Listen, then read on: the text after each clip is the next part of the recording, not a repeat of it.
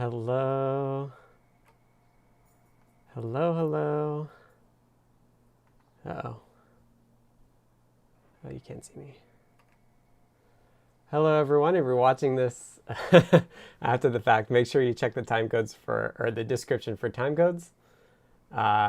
This tends to be a pretty long stream, so the description will give you timecodes into when everything is happening. Otherwise, we'll sit tight where I'm early because I got prepared. So we'll say hi as people drop in and have a good time. Say hello to folks. JP says lol.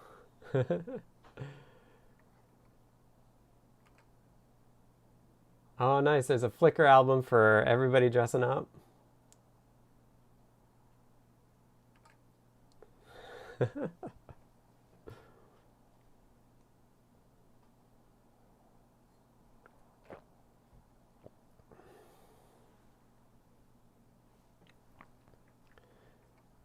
We're going to talk lots of Raspberry Pi stuff today. Not quite yet, though. Let me pause this stuff. Getting all my tweets coming in.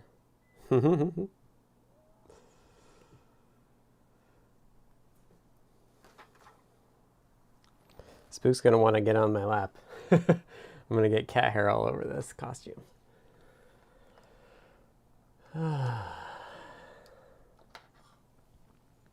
How's everyone doing? Hi, Beata. JP, aka Pierre, I think. Seth's in the chat. We're a little early. We're going to keep waiting for folks. We'll see how bad the cat messes up when he tries to get on this. Oh, you can see his head. Hey, kitty. Hey, David. Thank you, as always, for taking notes. See if you're in the notes doc. We'll see how long I last in these classes. I don't excel at like putting physical things together, so you might see the rubber band here.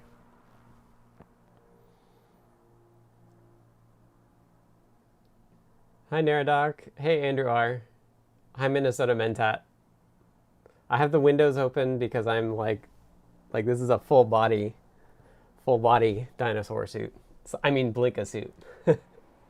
Wait, I have a tail. Oh, I just sat on my tail. Before things really get going for testing that PR locally, that flash stuff, do I simply point the module to my repo/branch, update, and then compile and test the hardware? Yeah, so you can, in CircuitPython, you change into the data/nvm toml, and then you can run, then you check out your version of the nvm toml. Or you could just copy the files in there. Bad Abby says, nice costume, thank you. And my costume is, my eyes are running CircuitPython. Thanks to Phil B for the eye code. I looked at it and I was like very impressed that CircuitPython could do it. I did change the colors. Don't know if you can tell. Hi, Chi. The blink goes a little purple. Purple's kind of hard to do though.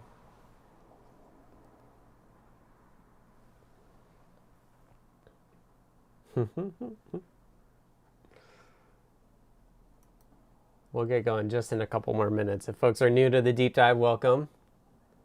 Is the cat scared of snakes? No, he's not. He's right here. And he was thinking about getting on my lap. You might have seen him in cat cam. He's right below the cat cam.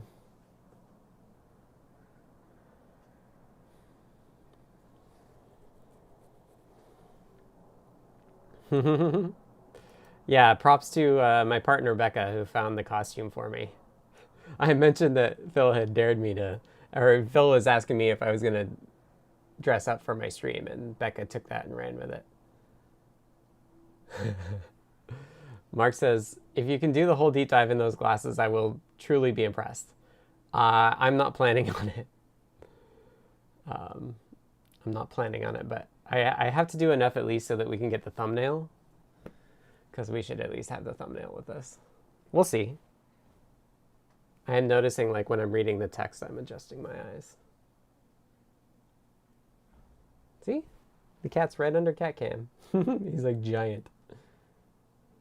Yeah, I think that is the term, Doctor. Kigurumi. It's like a onesie for adults. It's like a blinka one. It's the right colors. DCD says, any hope of getting eye tracking interface to the glasses? Nah. You can't tell.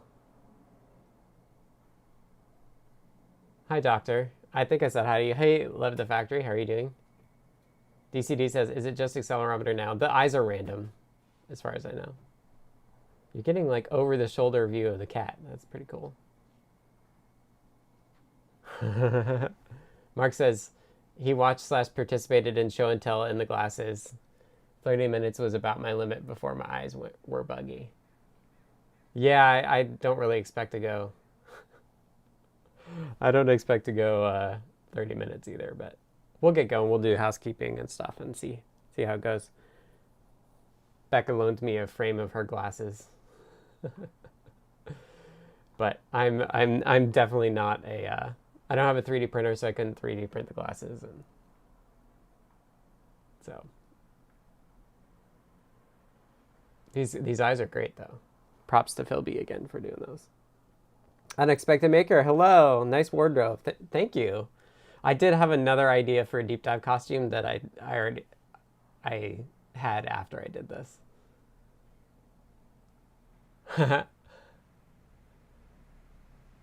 Beata says they're having fun with I2C today. I think that board.I2C stemma singleton idea will be helpful. Otherwise, the value error SCL1 in use happens unless I power cycle. Interesting. It should de-init for you.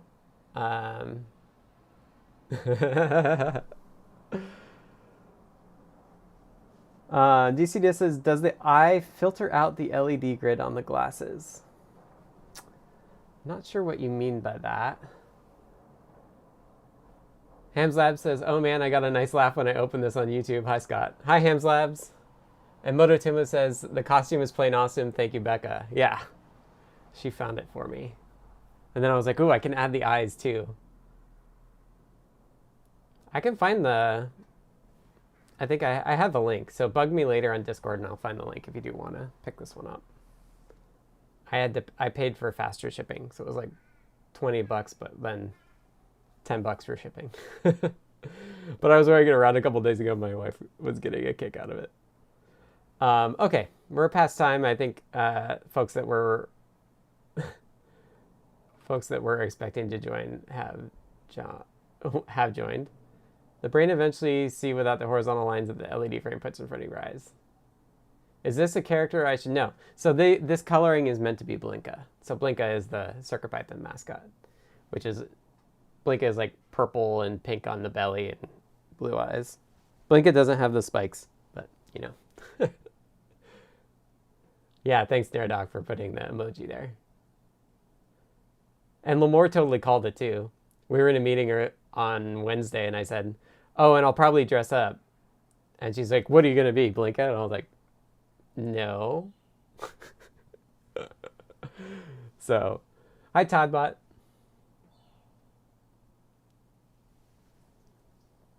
I'm not used to wearing glasses either. You're Blinka, that's a character I should know. Ooh, Hamslab has an EL wire effect. Yeah, that might be the one. Doctor found the purple dinosaur one. It is like a purple dinosaur, Kigurumi. So yeah. Okay, let's do housekeeping. We'll see how long I can keep the glasses on, but I think it would be fun. Like as people are coming in, I think it would be fun at least. All right, so hello everyone. My name is Blinka. I mean Scott / Blinka. This is a deep dive. Deep dives happen every week on Fridays, usually at 2 p.m. Pacific, which is just 5 minutes ago.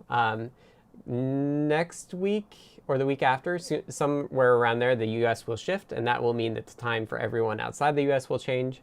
So just be aware of that. I'm in Seattle. I work remotely for Adafruit. So Adafruit is an open source hardware and software company based out in New York City. I work remotely in Seattle, and I have for the last 5 years.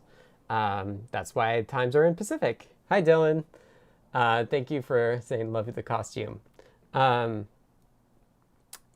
If you want to support Adafruit and support me, Adafruit pays me to sit here on and stream and do a lot of other development work. Hi, Dishipu. You can go to Adafruit.com, purchase some hardware there, check that out. And if you don't know what CircuitPython is, well, if you don't know what Blinka is the snake mascot of CircuitPython. And CircuitPython is a version of Python designed for microcontrollers to teach people how to program on microcontrollers, which are these little inexpensive computers that I have on my desk here. And actually, I can, which side is it on? What I'm doing is I have this clue. The clue has a stemma connector and a battery connector, so it worked out. So it's running CircuitPython on the glasses here, and it's making the eyes go back and forth. Sherry says they're enjoying the costume. They say it's a Barney outfit. It's not quite. It's definitely the right colors for Barney, but it's meant to be Blinka, which is our snake mascot. And I'll probably wear the... I have contingency plans if I can't wear it all the whole time. Yeah, so that's CircuitPython and Adafruit. If you want to chat with me and a lot of others throughout the week, you can check out the Adafruit Discord server, which is a chat server. You can go to adafru.it/discord to join us there. That's what the middle box here is the Discord live broadcast chat channel. Oh yeah, Barney has a green belly. I don't know. Does he? I don't know. This is Blinka, either way. Hi, Keith. I didn't say hi to you yet. Okay. Yeah, so deep dives happen every week, normally Fridays at 2 p.m. Pacific, which has just passed. And it's occasionally shifted to Thursdays if I want to do it that week, but want to take Friday off. Otherwise, if I have something on Friday, I may take it off as well. I've been streaming pretty regularly for a while, so don't be surprised if I skip some weeks. And then next week is on Friday. And it typically goes for 2 hours or more, so feel free to ask questions about CircuitPython, electronics. I'll try my best to answer them. I may not be able to answer everything, but I'll try. And I saw Bad Abby asks, did anyone order a Raspberry Pi 02W? To be true, Blinka, you can't use your arms during this deep dive. Well, yeah. Blinka must program with her mind, and I just can't do that. I can't manage to program with my mind. I do like that the cat's like sitting on the chair. I ordered...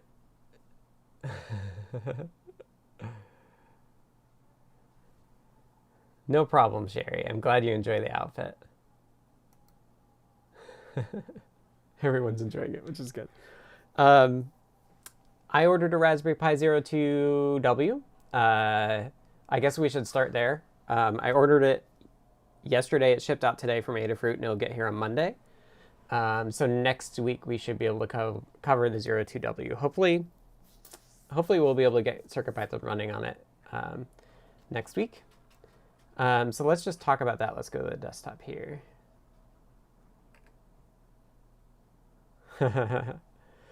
Unexpected Maker says, I ordered one, could only buy one, and going to put it in my MCU box and never use it. Oh, that's a shame. Is Barney a green stomach? Is that what we decided?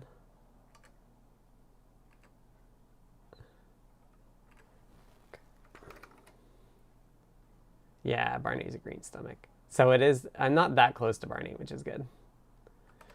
Okay, so folks, if you didn't see it, Raspberry Pi. Oh, I look like Quetzalblinka, the mascot of Dia de CircuitPython. Nice. Yeah, so the Raspberry Pi 02W was announced yesterday. And it's a new Pi Zero from the Raspberry Pi trading company. It is $15, so it's a little bit pricier than the originals, but the originals were never actually that price. If you ever wanted to buy more than one, it was like $15 or something. So it's nice to see kind of real, quote unquote, real pricing on that, which is nice. It's got the same chip as the Raspberry Pi 3, and they did some fanciness where they included the RAM in the package. So chips themselves are like silicon, little pieces of silicon, and then they get packaged to sit on the board and in some resin and maybe metal. And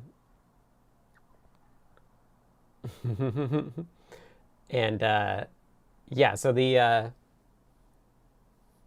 Pi Zero 2 has the same chip as the Pi 3, but the package of the chip includes the 512 megabytes of RAM. Makes it possible to put them all on there. Minnesota Mentat said, excellent, would enjoy blinka support for the Pi Zero 2W. I think I saw in my email today that it was already merged in. We just had to get the like CPU code to be able to identify it, and I think it just works. So check that out. But yeah, so the really exciting thing about the Zeros, all the Zeros, but also this new Zero, is that the Zeros are designed to be the Zeros were designed to be the they have the USB device connector on them, which a lot of the Raspberry Pis kind of expect them to be the computer, but this way they have with the Zeros they're actually meant to be devices, which is really awesome, and that's kind of what CircuitPython does. So that's why the Zeros are really exciting. The chip that's in the 3 that's now on the Zero 2 as well is a 64-bit ARM as well. So all of this work that I'm doing with Pi 4, like the 64-bit stuff, will be pretty easy to port over. All the peripherals are the same except for the interrupts. So we'll have to do a little bit of interrupt work to get to the Pi 3 chip, but it shouldn't be too bad. And there are a lot fewer peripherals, but the peripherals they have are the same ones that are in the Pi 4 as well. So we got some questions. Let me go with that. The 4-core with the W2 is what's approximately 4 times faster. Yep. Yeah, if you're talking multi-core stuff. It's also 64-bit versus 32-bit, so you might get a little bit of a speed up there. Hello, Mark. Glad you're enjoying the costume. Michael says, will CircuitPython for the Pi get support for the camera connector? That's a great question. I haven't looked into it, so I don't know. It's not high on my list. Jeff has been doing work with the camera stuff, so I wouldn't rule it out. But it really depends on how well documented it is, because it relies on the GPU and stuff. So, so we'll see. I don't know, like the code doesn't even have I2C support or SD card support at this point. So I'm hoping to get it to the point where we can all use it on the devices, and then people will add the things that they're interested in. Alvaro says, I'd love to see CircuitPython with the Pi camera. Yeah, I think it would be neat. I'd also like, it's kind of in the same vein as like Bluetooth and Wi-Fi support. It's just like, could be really tricky. We've started talking about USB host though, which will be really exciting. Hey, Aaron. I'm glad you're enjoying my Blinka costume. Not quite Barney costume. But maybe they're relatives.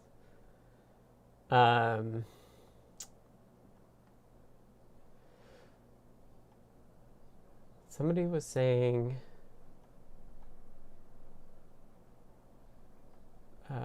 so the RAM was the customization by the Pi Foundation. That's my understanding, is that...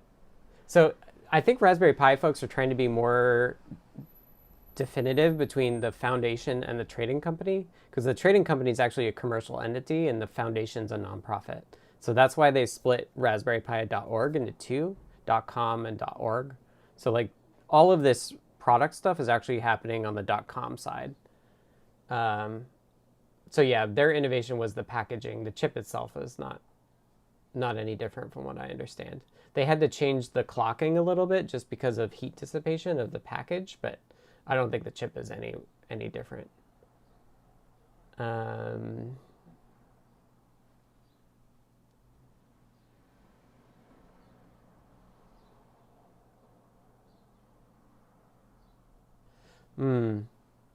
But the USB is still not a full USB, right? It's still just OTG. Like, it can't detect a device swap like in the 0W. I would assume so. I think generally it is. I think generally the USB is going to be exactly the same as the original 0. Like, there's the USB stuff. Ooh. Umut says, tell us more about USB host. I think device swap means like it's running and you're like it's running and you're switching devices, and I don't know. So I've gotten Phil and Lamore a little excited about this Raspberry Pi stuff, I think, and there was recently a story about the author of Dune and how they used like a old Windows computer with a DOS screenplay program. And so Phil and Lamore were thinking it would be kind of cool to mimic that. And the way that we can mimic that is with CircuitPython host or USB host support. So Tiny USB has a little bit of host support in it already. And so we would build on that. It's just basic HID stuff, so like keyboards and mice. But that's enough for us right now. I think I've got to take these glasses off, but we'll see.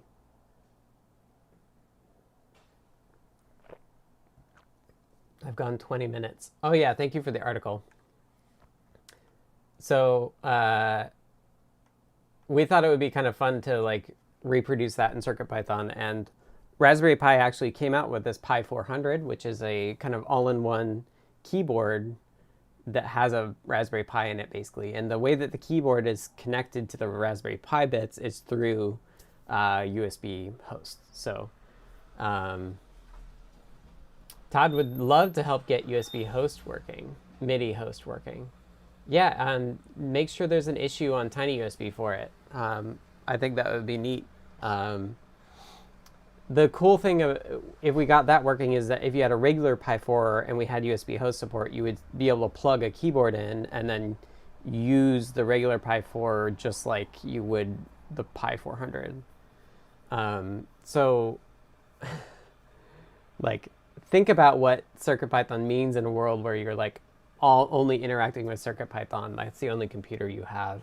One idea I've had is like with all this BLE workflow stuff, it'd be really cool to be able to edit the files on a Pi via BLE. Like imagine you have a Pi sitting under your TV and you have a game running or you're doing something with the TV, and you can use BLE to like update and iterate on the code that's showing on your TV. Hi, Dave. So yeah, I think MIDI host is cool, or USB host is cool. So to get it working on the Pi 400, we actually have to support, there's an XHCI chip, which is a type of host controller for USB, and it's connected actually over PCI. So that would have to be something that we figure out. I asked Tack to look at it. He's got a few other things, and he wanted to finish the USB device support that we're using here. Yeah, Zork clone in CircuitPython. There's also some really cool project that somebody's been doing called PyDOS that looks really neat too. So that would be really cool in our Raspberry Pi as well. Pico 8, if people haven't seen it, is one of my inspirations for this stuff. And they kind of all in one have running a game and editing the files and editing the tiles and all that stuff. So I think there's some really cool stuff we could do as like CircuitPython as an old OS.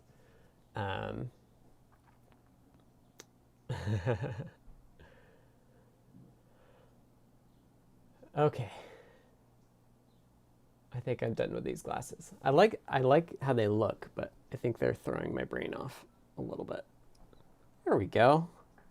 I can show you how I have it set up. It's like how a software engineer does hardware. So there's the glasses. These are the, what are we calling them? I don't know. I forget what we're calling them. Eye lights, maybe? They're just released from Adafruit. And what you get is just the PCB. And then what you do is you plug in via stemma to a controller. And like I said earlier, the controller I'm using is actually a Clue. I've disabled the display, so it's not changing at all anymore, which speeds up all the code. But the nice thing about the Clue is that it has a stemma connector and a power connector. I don't have, we designed a certain board for it, custom board for it, but I don't have it. Like the glasses were ordered before the controller was available. So it's just like a regular pair of reading glasses that my partner had that she popped the lenses out of, and you can see I rubber banded it, and then we tied it with string, and then I rubber banded it. Apparently rubber bands are the things that I'm like I'm most capable of using as a hardware thing. So yeah. Anyway, that's my setup for the glasses. I think I might have to take that off too because I'm getting warm. Even though the windows are open. I could put it back on later. Whew. I do have like 2 layers on. Okay. So yeah, the 02W is really exciting because it's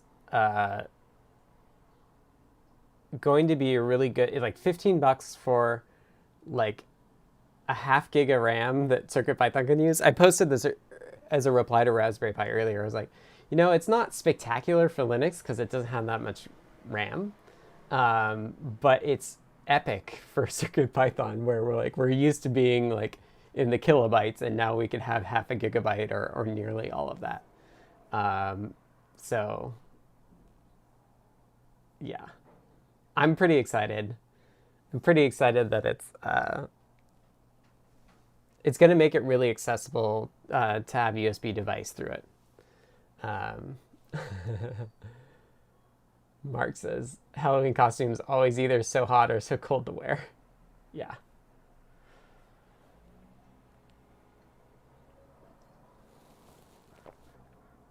Okay, so any other questions about the 02?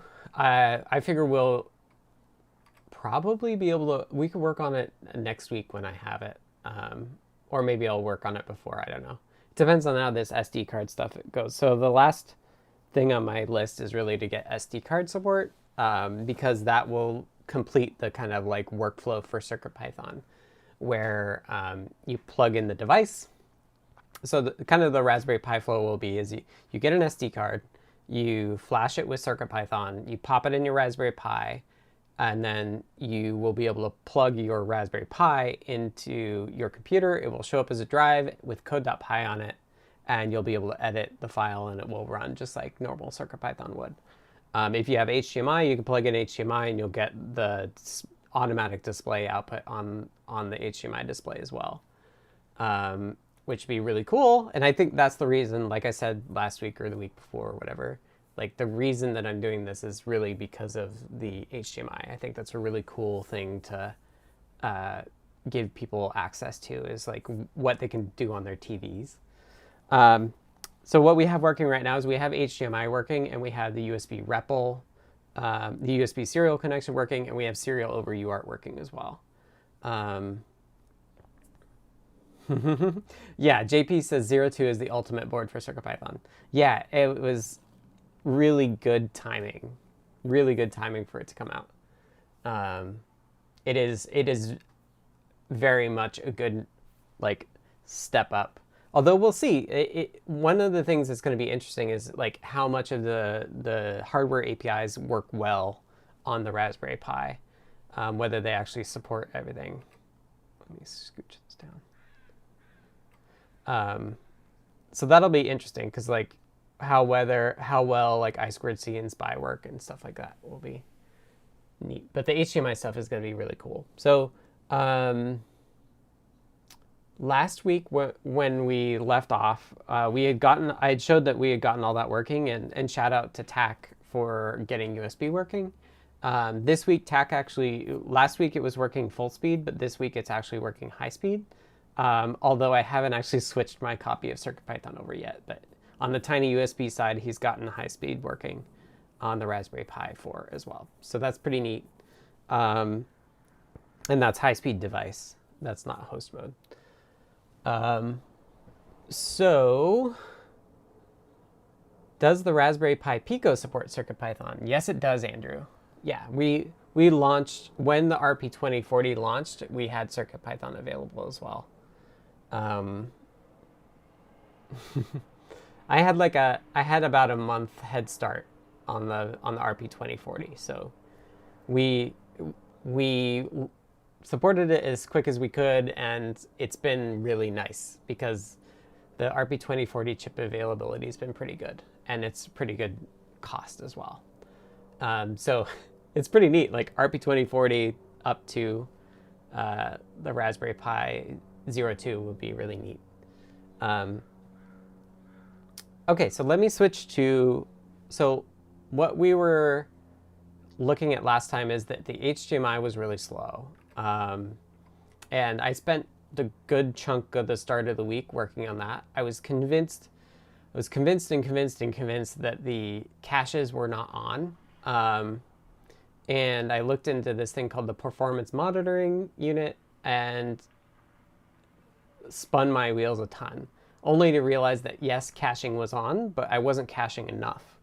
I wasn't caching that range where like all of the CircuitPython heap was, and that was slowing me down a ton, it turns out. So let me switch to this. So this is CircuitPython. Amazing job with the Pi Pico, thank you. Yeah, it's a really cool chip. Like once I heard about it and got access to the datasheet, it was like, this is seriously impressive. It was like another really good CircuitPython chip. And I think that the Pi 02W is probably in that camp too.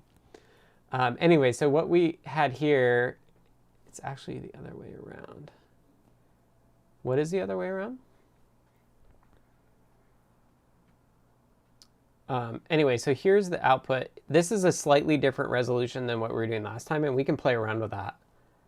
Yes, CircuitPython supports the Pico. Right. Yeah. Okay, so let me show you. Once I figured out that I needed to cache everything,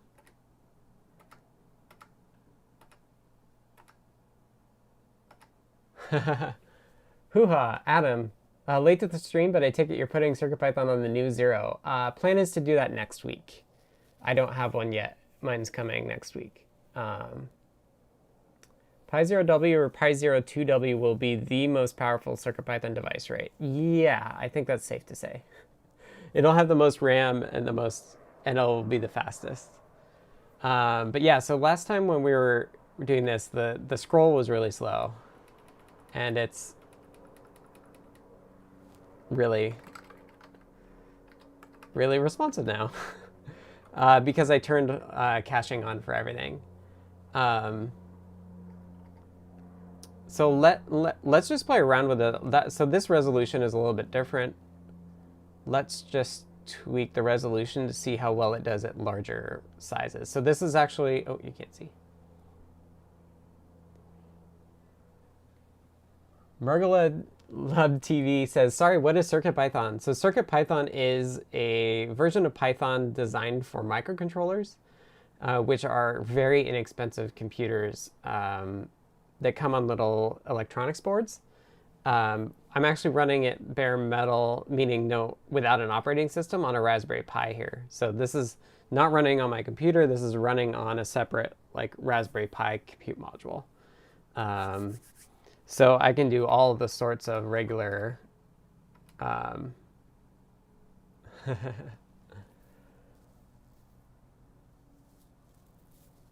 so I can do all sorts of Python-y things, and it's not running on my computer. It's running on a separate thing. Toddbot says, yeah, last week I saw GC memfree and it was in the megabytes on the Raspberry Pi. Yeah, so that's only because I've hard-coded it to 32 megabytes right now. but it can actually be like hundreds or gigabytes of memory. There's no reason to do that. The problem is that I can't take the full memory range because the GPU uses a chunk of it, and I haven't just figured that out. With the big Pi logo on top of the 02 chip, is it still a Broadcom CPU? Yes. Yeah, the CPU part of it is all the same, I think. It's just how it's packaged. Adam says, CircuitPython on my 3 new zeros coming will be the best Christmas ever. Awesome. Yeah, and I do want to support the original 0 as well. It's going to take a little more work because it's an older ARM CPU, but there's no reason there's no fundamental reason we can't. It's just at some point I'm going to have to do the work to like support all of the range of the Raspberry Pis, but I think we should be able to support all of the Raspberry Pis. The challenge is that like the USB device stuff won't work very well on boards that aren't designed for that. That's how you get HDMI faster. Extend the memory into the GPU range and just write to it.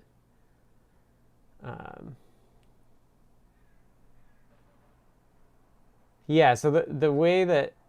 Oh, for Unexpected Maker says, the slower flash, SD is slower than embedded flash, right? Or is it faster? I think it all depends. There's certainly lots of different types of flash. But the reality is that, like, generally because you have so much RAM, everything just lives in RAM. And then getting things from RAM to the CPU is all, like, there's 2 levels of caching there. So it's... And when it comes to actually writing and reading blocks on flash, it's going to be about the same. The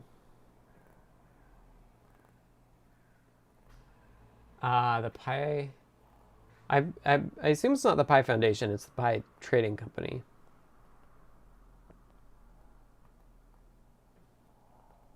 Anyway, I don't know. I don't know the distinction between the two. At this point, I don't for ST support, I don't care. Like, all I care about is starting to get it to work. But I thought what I would do is actually play around with the resolution. So let's go with the desktop with the HDMI. That's even better news. I got like 4 original zeros. Yeah, so I think once I get the once I get SD card working, the thing the peripheral that's controlling the SD card is in all Pis. So once I do that and I get the baseline there, before I merge it all in, I'm gonna want to like tidy it all up so that we can support all the Pis basically, and I think also boards that have it as a compute module. So yeah, it's going to take a little work to like branch out and support all the boards, but it shouldn't be too bad. Anyway, let's experiment with these. So what we were looking at last time is 640 by 480.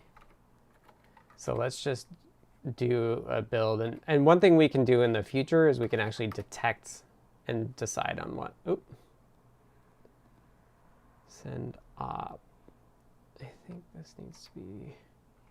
So I was working on SD card support. So let me just comment that back out. I was having trouble with my iCloud backup too, but I switched to Google Photos for photos. I just want to show what the refresh performance is on the larger display sizes.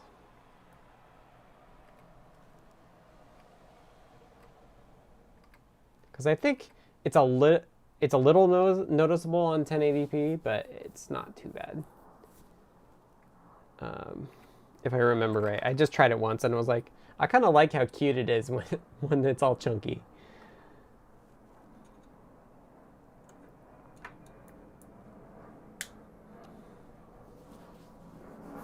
So let's see. So there's the bootloader. Lost your stream. How's Twitch look, folks? YouTube look okay?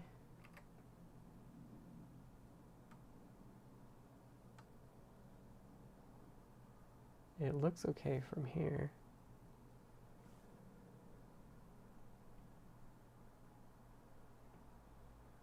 YouTube.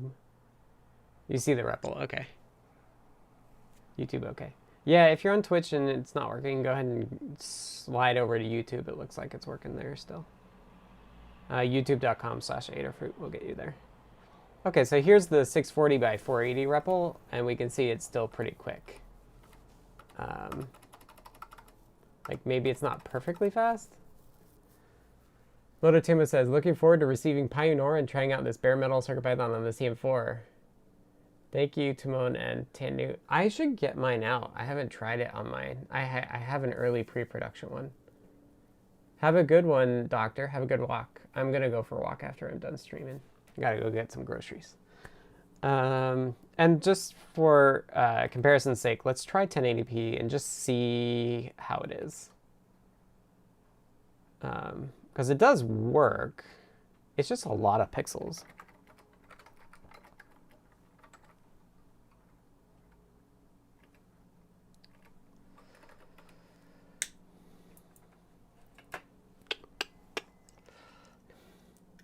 Maybe the person thought they lost the stream because of the color bars.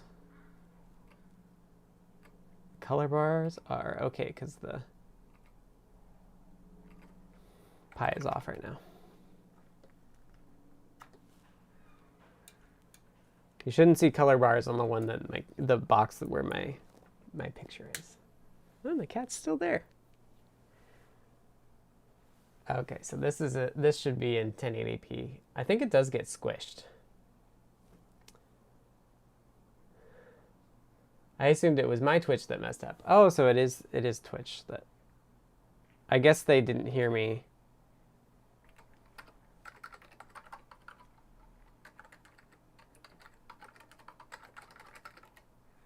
I guess I should put it in the chat. They can't hear me say like, "Oh, I think it's fine." There is some text displayed mid-boot. That's the bootloader? That is my understanding, yeah. Timon forgot about the stream. You missed my blinka costume. I have eyes too, but I took them off. But I could just wear it like this and not be able to see. Yeah, so it's like not too bad. So this is like 1080p, and I don't know why it going chunk. That might be display IO. So it's not perfect, but it's also 1080p and it's tiny. So it's seems a bit blurry here. It could be. It's totally possible. I'm using a capture card and I'm not sure it can actually do 1080p. Chris says, coming from Arduino, I find setting up Adafruit CircuitPython hard work. Are there any plans to make this a simpler process, for example, moving it to a Java IDE? No, we don't have plans on moving to like a Eclipse IDE, but I would recommend Mu if you haven't looked at Mu. MU, it's an editor that like kind of does it all together, which should help some. I mean, there's certainly lots of room to optimize this. So remember, display IO does dirty rectangle tracking, and that will apply here. And so if you're doing a game where you have a character just moving, like it should be nice and smooth. But yeah, the artifacts could be the capture card as well. Although we didn't see them with the smaller resolution. So let's just switch it back. I kind of like the 640 by 480.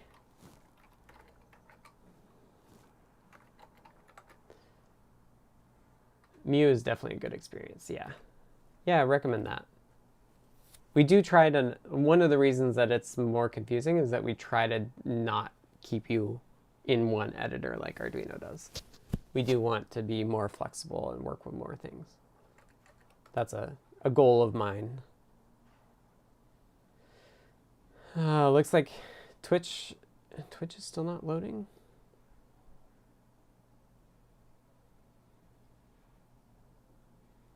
It looks okay from Restream.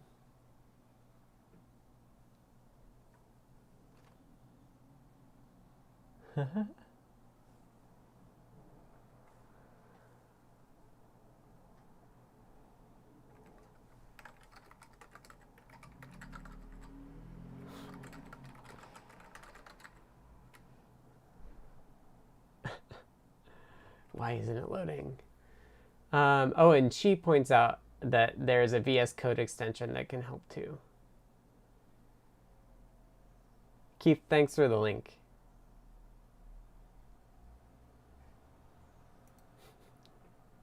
Glad people were enjoying it. Okay. Yeah, and Chris, if you were continuing to have trouble with CircuitPython, the Discord server is really a great place to get help. You can go to the URL adafru.it/discord, and I will type that in. And there's a help with CircuitPython channel that folks are really helpful in. Not even a slight movement. I wonder if I could just turn Twitch off. What if I do this?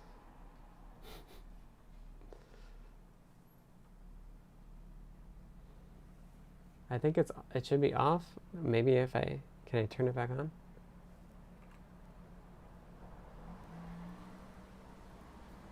Thani also works with CircuitPython from what I hear. I believe so, but Thani likes to work in a very weird way. It uses, at least in MicroPython, I think there's a CircuitPython mode that doesn't do this, but if you try to do it in CircuitPython, it throws it off. They try to load like chunks of code in via the REPL or the raw REPL, and it's just not usually not the way that we're used to supporting for CircuitPython. Oh, okay, so I was switching the resolution back.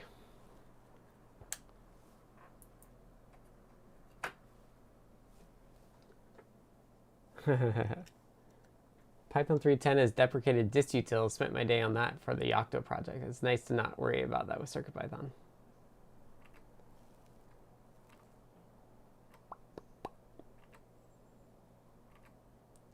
I like how it tells me the files seem identical, even if they're not quite. Okay, great. Twitch is back. Okay, I just toggled it on and off. I turned it off and back on again via restream. So that's cool. I'm glad I didn't like mess up the other streams.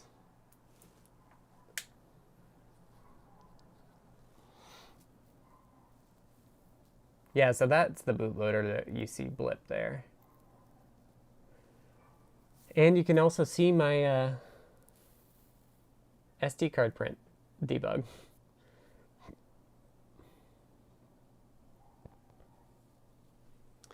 All right, any questions, or should we get into SD cards?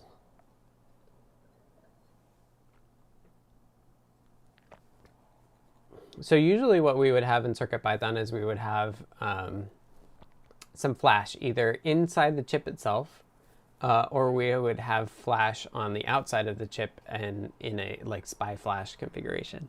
And both in those cases, the type of flash is SPI NOR flash, and it like doesn't wear, but it's also like pretty large, so you can't get a ton of flash in a very small space.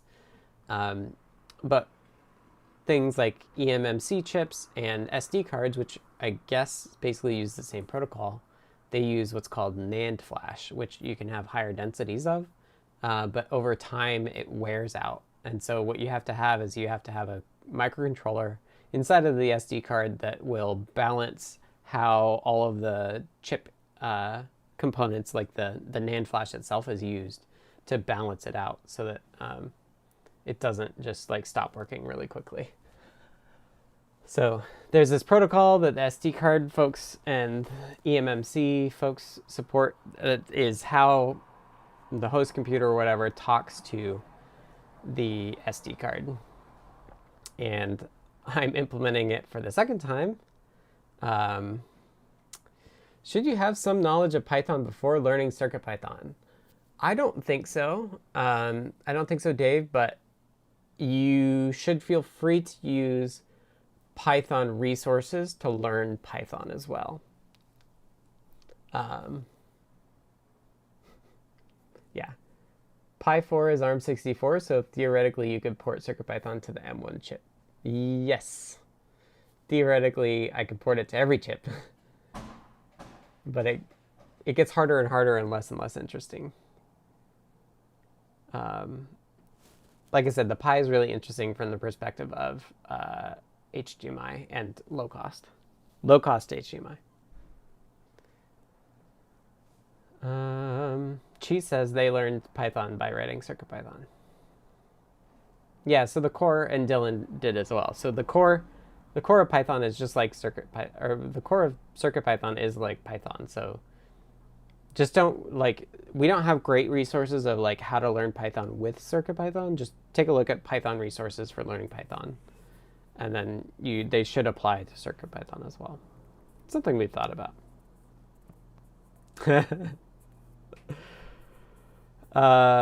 Okay, so SD cards are technically proprietary, but the SD card folks have, let's go to desktop.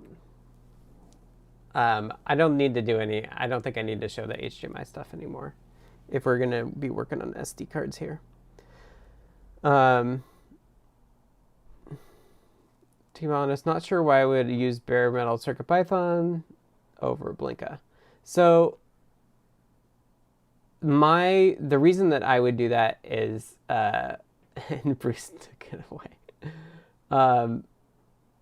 My argument for bare metal CircuitPython over Blinka is it's really easy to set up, much easier to set up than Linux is, and it just does one thing.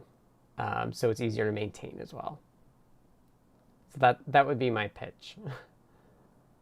And of course, I definitely like this like retro computer feel, which I think is neat too.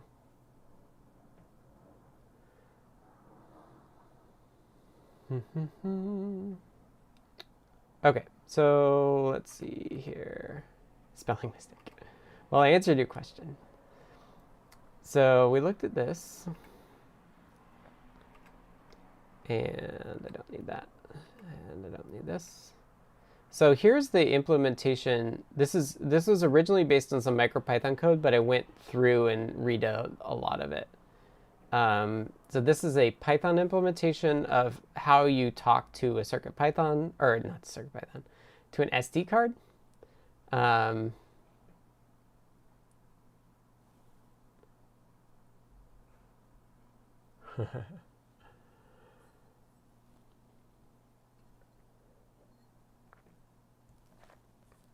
So there's like a number of ways that you can talk to an SD card.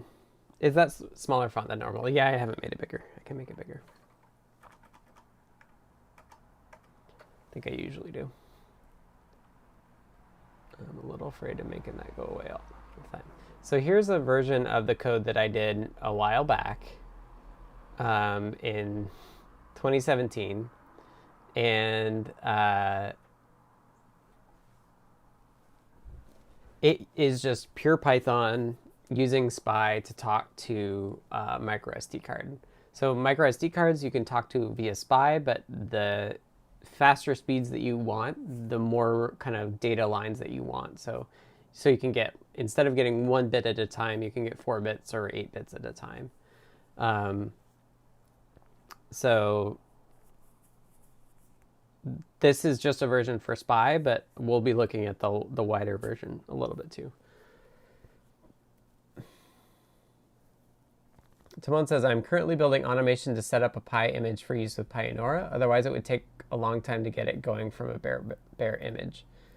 Still no match to the quick setup of bare metal CircuitPython. And also, there's a lot of I/O stuff that you couldn't do under a Linux kernel. Like bitbanging is quite hard/limited in a non-real-time OS. Yeah, it'll be interesting to see the bitbanging stuff. I mean, that's a nice thing. Like, the GC would run. I don't know how we'll do NeoPixel. I haven't thought about that. But given that we have so much RAM, we'll probably just do NeoPixel over SPI under the hood.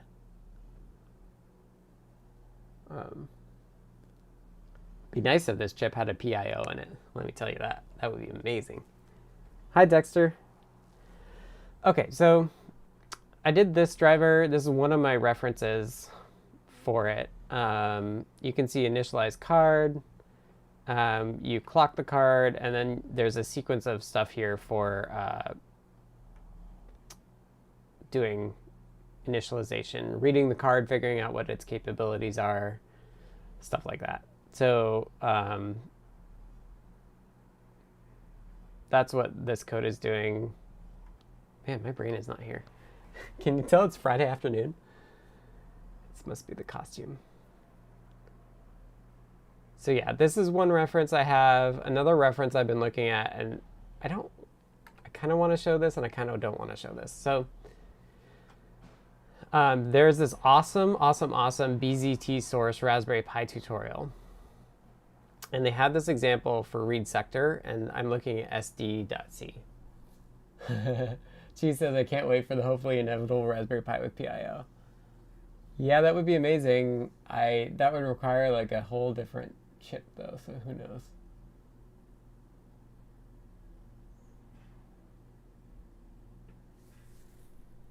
I drink some water. Yeah, I've got more water here. Some basic understanding of Python will help. Yeah, that's true. I think it's pretty quick to drop in, but obviously I'm biased. So I just wanted to point out, so I've done some code reviews, I think, on this stream before, but I was trying to use this code earlier, and I want to just point out some habits that I think lead to more confusing code. Is that the nice way to put it? The not nice way is like, I want to rant a little bit about some of the stuff they did in this code as I was using it as a source. So I thought I wanted to take this as a learning opportunity for things that you probably shouldn't do when you're writing code. These, of course, are my opinions. So these defines are great. I like these defines. One thing that throws me off, and maybe this is in some circles a pattern, but this is actually a declaration of 1, 2, 3, 4, 5 different global variables. And none of them are labeled what they do. So when I was looking at the code earlier, it was definitely weird of like, this shouldn't be, like, what is this global doing? Why are we like mixing globals and non-globals? Which is weird. So that was one of the first things. And then I do a different style for reading registers because I'm used to the SVD generated structs. So I'm redoing all this. One thing that they do well is that they're doing timeouts, which is awesome. But one thing that throws me off a lot is that they're doing multiple things on a single line. So this is like declaring int, and then it's a while loop.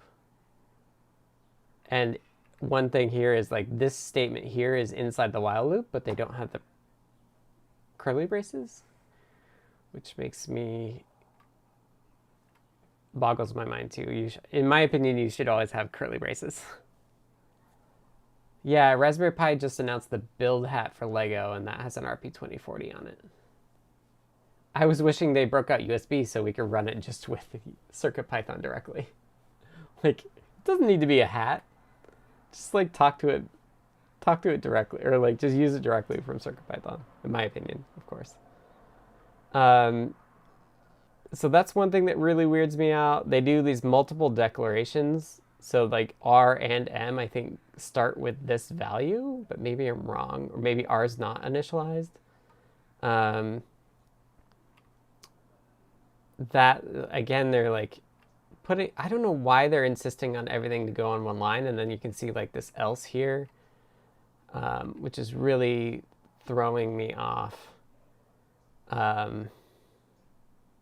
Yeah, just like some really weird things, and then like weird globals as well. Like here is accessing SD-air. Umut says, is there a native async library in CircuitPython? I found a library called async-cp. It works for me now, but it would be better to use the native way. We just talked with Damien. We're working on, like, Dan is actively working on this. We're planning on at least getting the async IO version from MicroPython going. but I would recommend the other stuff too. It's no problem. Right now we only have the keywords in what's released, but we're working on adding a little bit more. This reminds me of Plan 9 source code. Remind me not to look at that. So the reason I'm looking at this code is presumably it works, and it's for the Raspberry Pi 3, which is going to be the same setup. But yeah, these like trailing elses with ifs were really throwing me off. All of this masking. And like here's 4 statements all on a single line, and I'm just like, I don't know why that's the case. Anyways, and then, oh yeah, and I was doing this like clock initialization, and like all these variables. Oh, the other thing, they're all single letters, so that's really a bad habit, in my opinion. Like, use single letter variables very sparingly, not in the sense of like you're going to use them the entire function. If you can't read the code, can you really trust that it works? Are there many test cases? Oh, David. I cannot trust that it works. Although I could run it. And I don't think there are any tests. And it's only been edited twice. So I'm not sure that the person who wrote it can actually maintain it either. So I'm definitely just using it as a reference. Nand said, this is exactly the reason why I use an IDE and reformat all source code before reading it.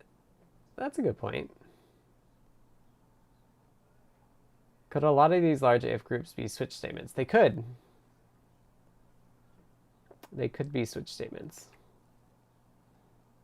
It's just very weird spacing too. And yeah, I guess you're like, I could just run it through a formatter. But yeah, like figuring out, I still don't know what this math does. I just came up with my own math. So I have a lot of different things to reference. I don't have to reference just one thing, which is nice. But it is cool to see like, okay, well, they're doing like pin initialization, but they're doing like some weird pin initialization stuff. And so like I left that commented out.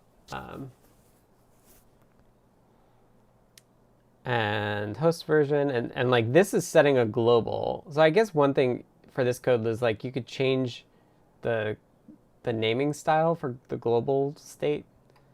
Although I guess I don't necessarily do that either. It's nice that there's these prints to tell you what's happening. But yeah, so that's one reference I've been looking at. Circle is kind of like the opposite end. So Circle is a bare metal, and I should give credit to these folks. Like, I would not have gotten this far without all of these folks writing tutorials on bare metal Pi. Like, it's really nice that they exist, and Circle is really nice too. But Circle is also C++ and it's GPL too. Hi G3 Holiday. I could put my glasses back on. I've been slowly like coming out of my blinka costume here. So this is really well commented, and it's actually, it looks like this is not GPL. This doesn't say GPL in it.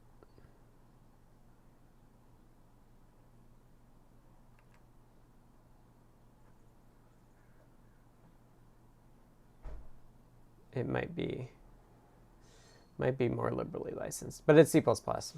So this is kind of the opposite end. It's like very well structured, but that means that it's like kind of not dense. So this is a good reference too. For the like Pi specific stuff.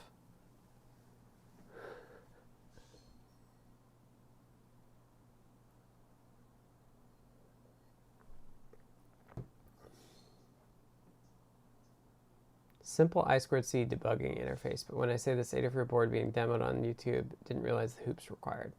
What hoops did you hit, Chris? Be curious.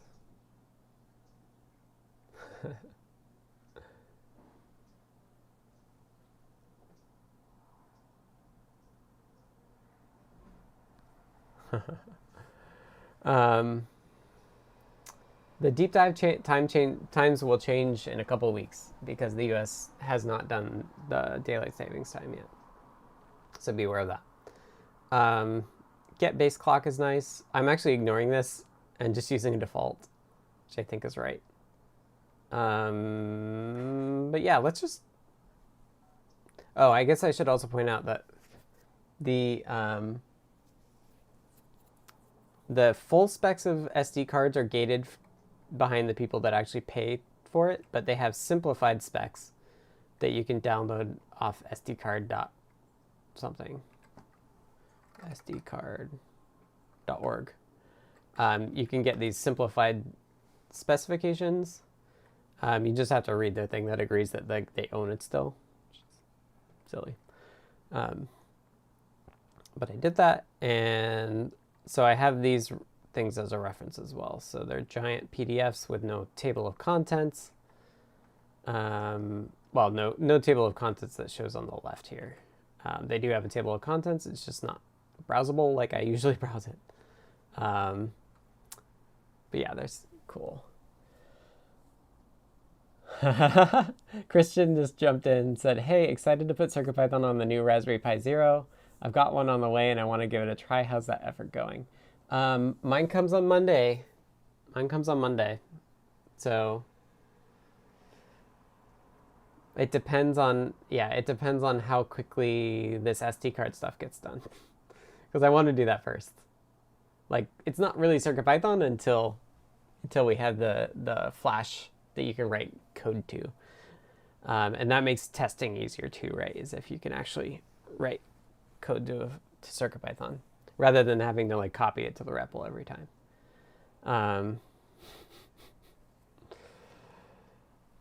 I mean, Lamore had one like a day before I did, or I don't know how long she had it, but like she either had one and then she had a bunch, and when she had a bunch, they were on the site and I was able to order one.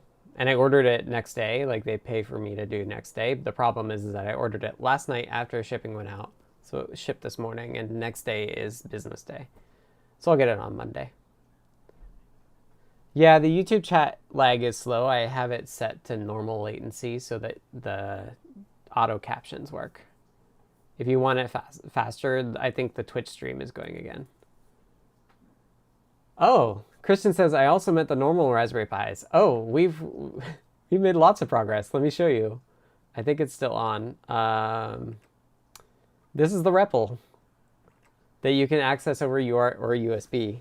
And it is HDMI as well. So I can type in here and do 1 + 1 if I can hit the 1. So it's oh, Keith says we're still live on Twitch and it's much faster. So if you're having trouble with the YouTube lag, go ahead and switch over to Twitch and it'll be quicker. You can even stay in the YouTube chat if you want to. Either way. But yeah, so it's working quite well. So the USB is working. The last piece is this SD card piece, which is going to be kind of two tasks. It's one, getting all the SD card reading working from within CircuitPython, and then the second thing is hooking that into the USB side of things. So making SD cards show up as mass storage devices via USB, which I should have talked about sooner, because it should be actually quite exciting if I do it right, because we've had some people say, like, it's great that I can have my CircuitPython device plugged in and I can read the onboard flash, but it would be great because I have this SD card that I could see it there too. And so I actually do want to think about that second step of like connecting SD card to the USB in a way that we can actually make it actually make it work kind of across all the things, so that anytime you have an SD card, you'll be able to actually read it over USB, ideally. Not exactly sure what that would take, but that's kind of the goal of that second step. And Timon says, that's really quite fast now. Is that all from using caches? It is. In particular, it's from setting the data ranges to cache. Like I talked about that a little bit. Columdrum says, I'm a bit lost. Is this CircuitPython running bare metal on a Pi with no Raspbian? Correct. Correct. It's running with no other operating system. I did actually switch. We talked about exception levels a few weeks ago, I think. And we were running an EL2, which is the hypervisor level. And like I kept running into problems where like the defaults for EL2 were not what I wanted. And so one thing when I was trying to get all the caching working is I actually switched to EL1. So the code now switches down to EL1, which is the OS exception level. So EL1 is OS, and then EL0 is like for user code. So all of CircuitPython now is running in EL1. As of what I pushed earlier this week when I was trying to get all the caching going. But yeah, the caching just dramatically made it faster. It was awesome. I was like waiting for that, and I was thinking it was because the caches were off, and it wasn't that they were off. It's just that there was so much it was doing, still hitting memory, that it was sad. Yeah, so this is the 640 by 480 speed, and it's quite quick, and it's going into kind of a like low grade capture card, so I'm not exactly sure how well the capture card's capturing it either. But yeah, it's pretty neat. It's going pretty well. So we're making lots of progress. USB works too. This is over UART that I'm interacting with it, but USB does work, or at least last time I tried it works. And TAC added high-speed support this week, but I haven't integrated that into CircuitPython yet. I'm waiting for it to actually be merged into TinyUSB so I can switch to a main commit of TinyUSB. And then I'll be able to do a pull request to merge in the Broadcom stuff into CircuitPython. And there's board stuff that I have to do there as well. But yeah, so I'm working on SD cards. That's because I want to have a place where you can store code. So let's get to that. So here's my code. I should show my code after criticizing somebody else's. So what I'm doing right now is for testing, all I'm doing is I'm just calling the SD card code from board.init, which just starts on startup. And in fact, when I'm testing like reading and writing, I'm going to do that here as well. Randall says, what about display IO? Display IO is working? Oh yeah, you can't see my code, thank you. Display IO works via the HDMI. So that's what you're seeing here, because I forgot to switch to the desktop, is HDMI output from the Pi being captured by an HDMI to USB adapter. So display IO is working. Oh man, YouTube is slow. Okay, so here's my code. I know that the YouTube folks are behind. It's because I wanted the captions on. Twitch is faster, according to Keith. So if it's too slow for you on YouTube, I know it's a setting I set. They made it clear that you don't get auto captioning. So here's my code. So this is in board.init. So in board.init, all I'm doing is I'm going to just do like all my test SD card stuff. I was a bit overwhelmed like yesterday, and I was procrastinating doing this SD card stuff. And I kind of got to get over that hump of just being like, I just got to get this card working, right? Like supporting all SD cards is like quite the challenge, but it's like, okay, I'll get this card working that I have in mind, and that should cover a lot of cards. And then, David, thank you for doing time codes. Yeah, so I'll get this SD card working. I'll get it working from C first. So initialized and like reading and writing a block, or just reading a block maybe. And then once I get that stuff working, then I can connect all the USB stuff and the file system stuff in CircuitPython. So like first steps, trying to like bite off just as much as I can handle, not like all of it all at once, and then go from there and iterate. So trying to get over that hump. Of course, it's Friday, so we'll see how far I get today, but I'm kind of checked out. I was like really, really, really focused on all the cache stuff. Like, could not get to sleep because I was thinking about it focused earlier in the week, so I'm kind of a bit burned out.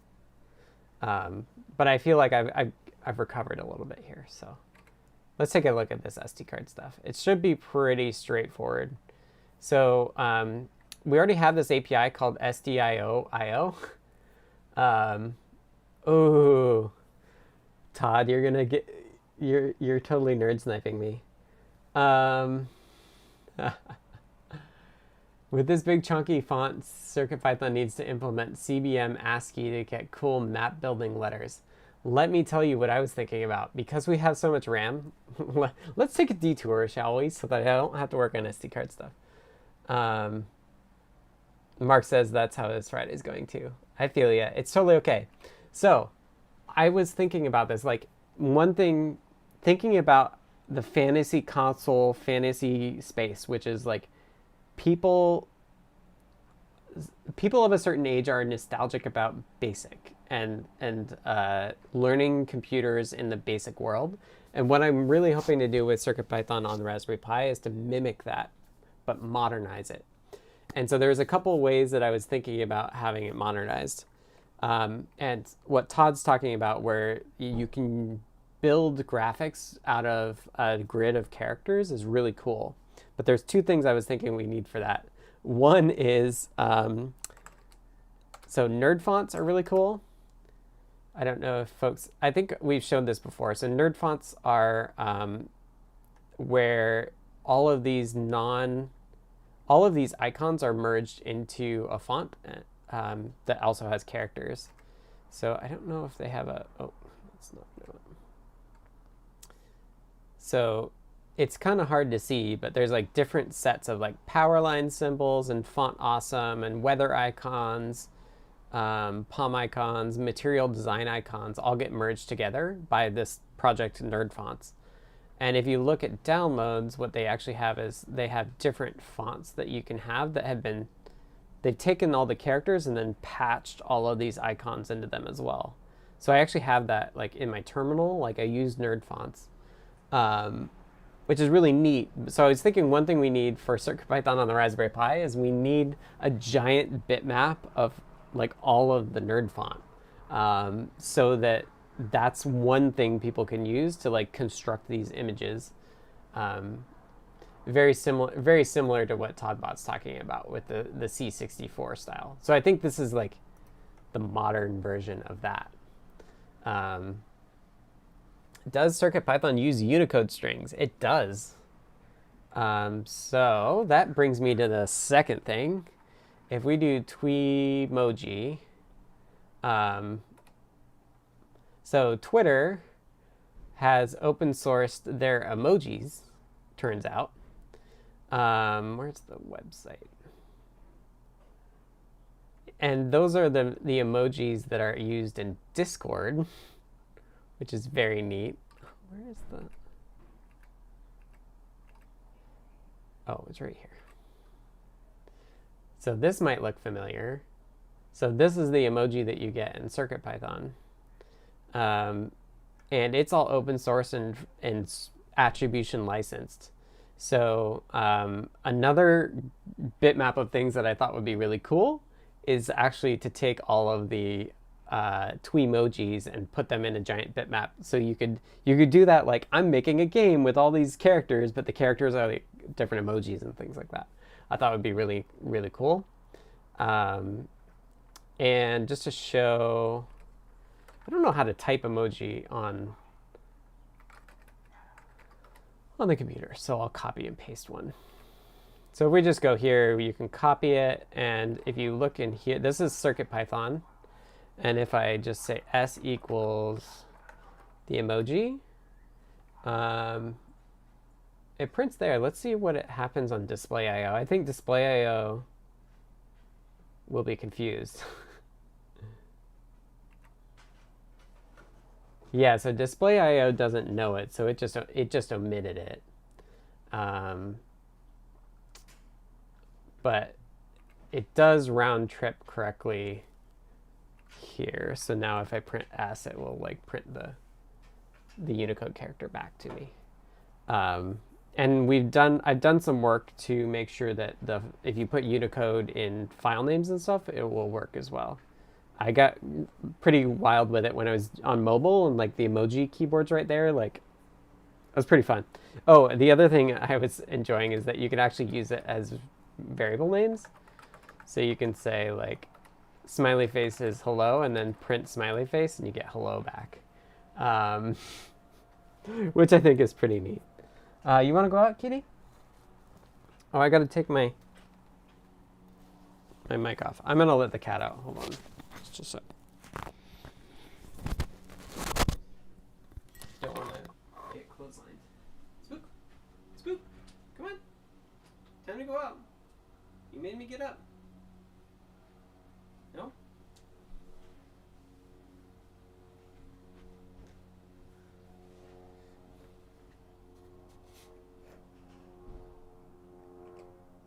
Okay, here's the bottom of my costume. It is a full tail. Are you gonna go out or not? All right. Make me get up again.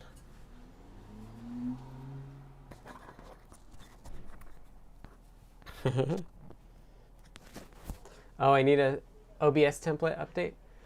I do have desktop with HDMI. I don't have one that has both. When do cats listen? That's a good point. Mototimo says, I learned BASIC when I was 6 to 8 years old. Oh, you're gonna come on my lap. Is that what you're doing? He doesn't know what he wants. Meta plus dot on plasma, I think. For what? Come on. You gonna come on my lap or not?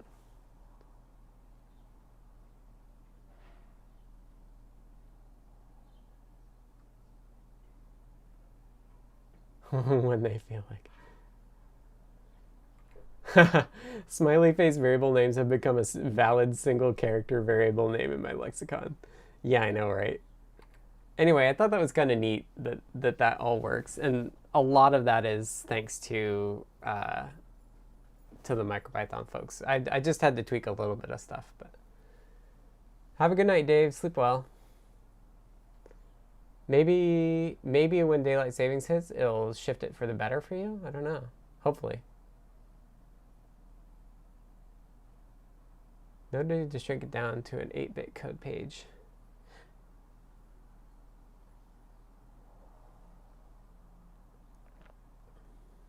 UTF-8 is variable length encoding, not fixed length.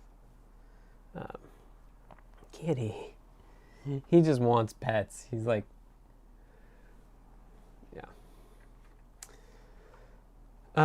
Anyway, so that's my detour, Todd, for you, is that I think it would be really cool to have, because we have so much space on the Raspberry Pi, to have a font with a lot of stuff on it. Did you lose me? Oh, my keyframe interval is dropped. Look okay? Is the video feed blinking gray?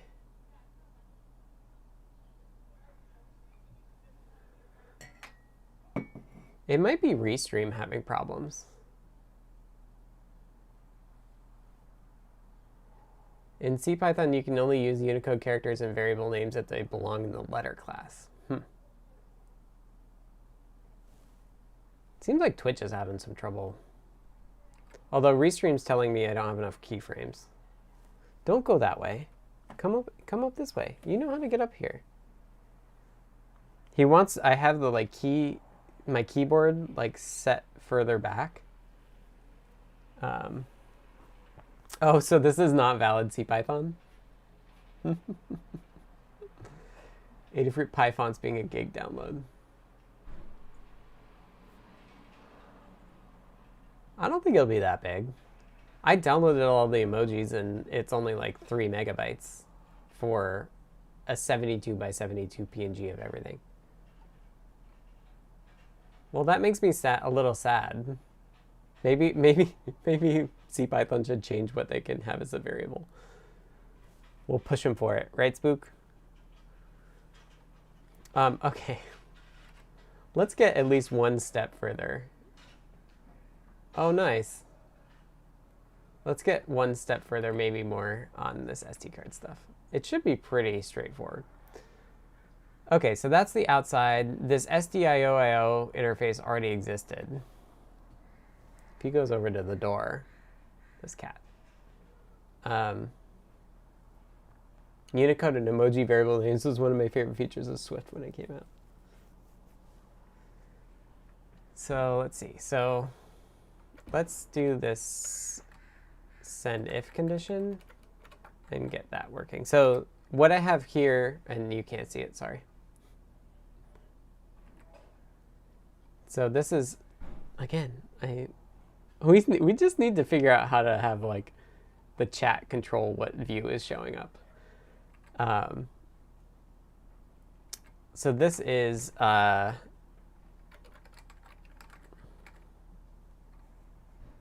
next command that I have to get working, and we'll see what it does.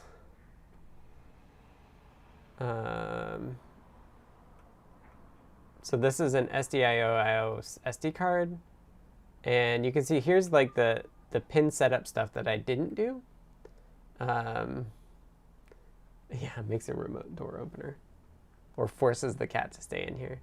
I have these GPIO pin set functions, so I'm using those. I'm not actually checking that the pin numbers are right, because there's only like, on the Pi 4, there's 2 options where the pins can be, and on the other Pis, it's just a one or 2 options as well. So I can always do that code later. Remember, it's like, don't get hung up, just keep going and go from there. So I have no idea what this R equal or R ampersand thing is, which is confusing.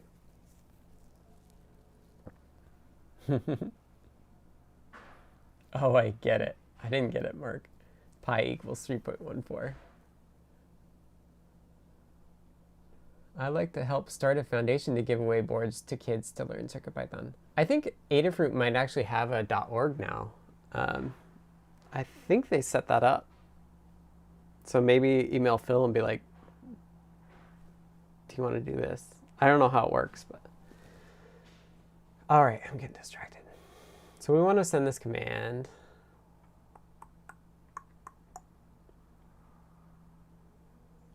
But I was a little uncertain how this second argument works.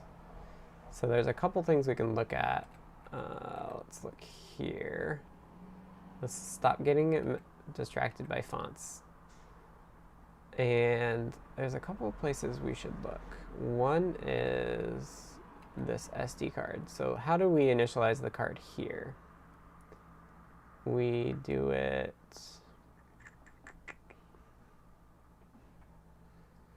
All the CRC stuff. Nice haircut, thank you. Yeah, so here's a NIC card. We've done command 0. One thing that's bad about this code is that we don't have, I don't know what the 90, oh, the 95 is the CRC. I didn't put names for the commands in this code, and I think I did that as a code size optimization, which is probably the wrong call now that I'm trying to look back at this. But yeah, I think this argument here is the CRC. So command 8, and then this, and RB7. So that's the response byte. So if you look, we have, I meant to find these.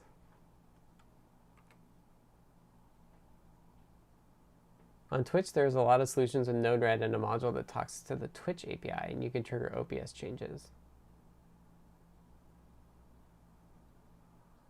The problem is just like, it's just not my priority. My priority is doing this Raspberry Pi stuff. I'd like to get to the point where it's not all, like I've spent weeks on code that is not mainlined yet.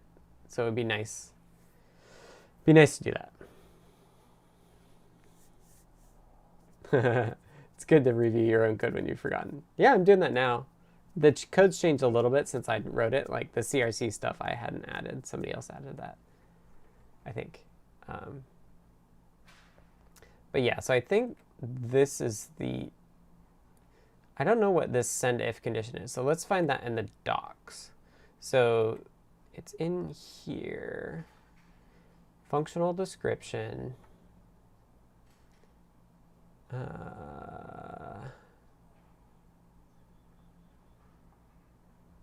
Commands. Oh, and then there's response types as well. So we'll want to take a look at that. So commands. And if we look at command 8, it says it's a basic command. This is like telling you like when commands have to be available. Are you using an SDIO peripheral or SPI? This is an SDIO peripheral. I am not using SPI.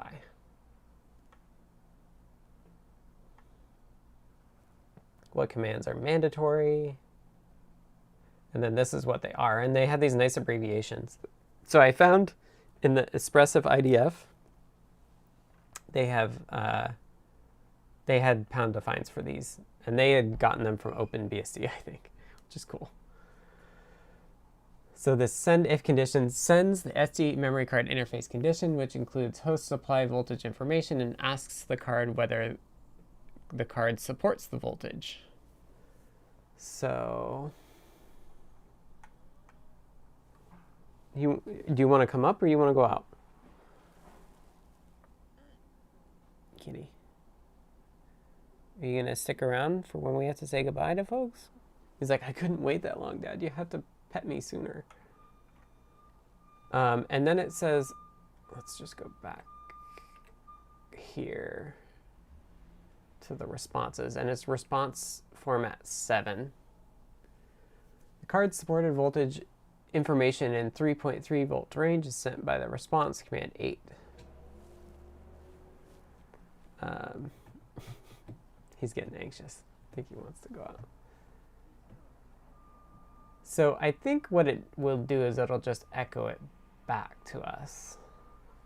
So I think we should be able to run this, and then what we'll get back is, so response 0, let's print that out. All right, let me kick this cat out. Sorry. Come on. You're getting kicked out. He said, no, that's what I want.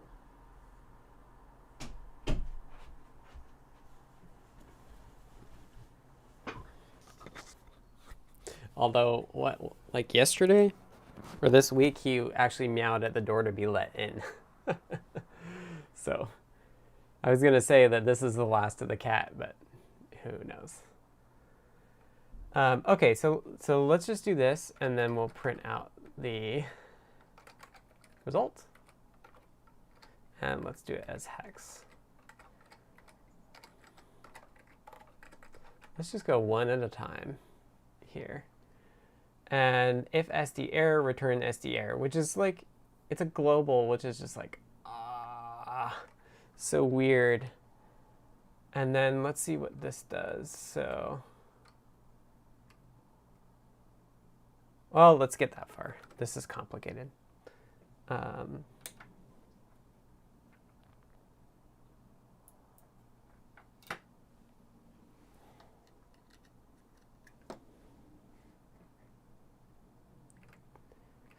The Raspberry Pi actually has 2 SDIO peripherals in the new one. I think in the Raspberry Pi 4 only. Or no, it's in the Pi 3 as well. The license wall for the SD simplified specs make me sad. It makes me sad too.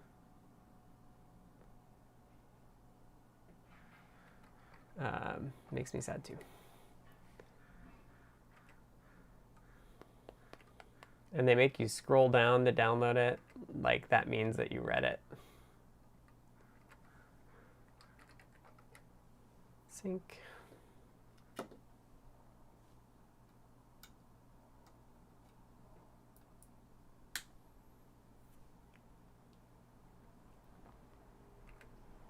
We should get the output here again.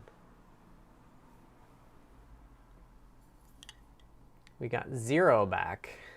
I don't think that's right. Is that right? I thought we were supposed to get the same value back.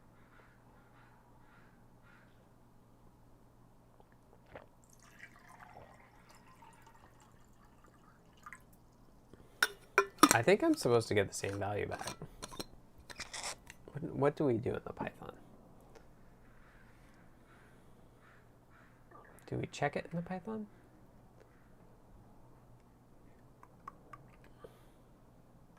Because I know the Python code works for a number of cards.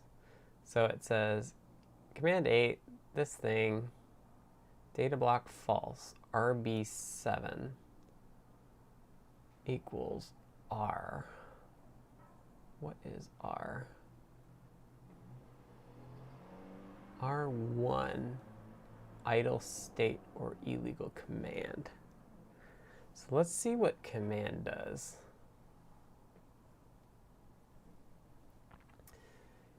It might be that actually, it might be here. Card interface condition. Start bit, transmission bit, command index, reserve bits, PCIe voltage, echo back of check pattern. R is R. CRC end bit.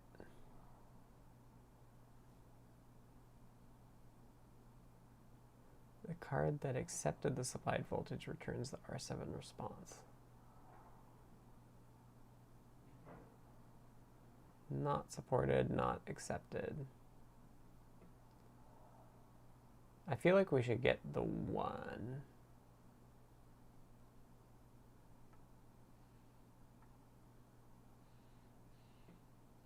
Card status. So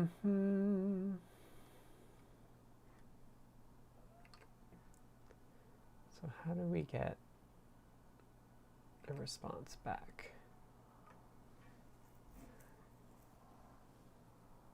So command does, we create the buffer. If we're given an argument, which we give, we pack it in. This is a byte array, so that's okay.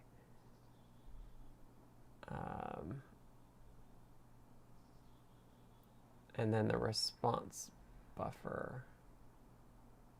Oh, it's a buffer to read a data block response into. Card write. Good night, Dishipu.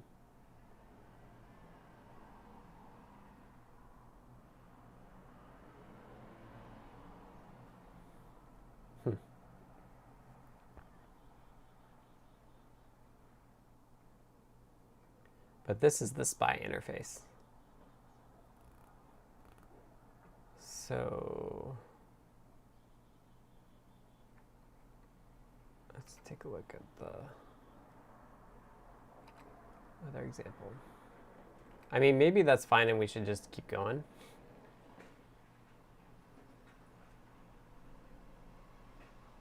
Let's see, this does send command, send if condition, and then what does it do special for that? Oh, that's what I'm missing. Send if condition, we wait, which I don't know why it waits. If condition, if the argument, if the response matches the argument, then everything's okay. But I think what I'm missing is that the math last week, deep dive on standards. Yeah, reading standards docs is so much fun. At least they're documented, right? I can complain all I want, but I'd rather have large confusing docs than no docs at all. Okay, so I think what we need to do is what I'm missing is that if we look at the commands in this example, the commands are actually a full 32 bits worth. But if we pull up, I have it here. So this is the command register, the command TM register. And the command index, so there's 64 commands for SD cards. And so they're, what, 5 bits? Is that 5 bits? 6 bits? 6 bits. So they're actually in like these upper bits, which is the command index, and then there's command types. And if we look,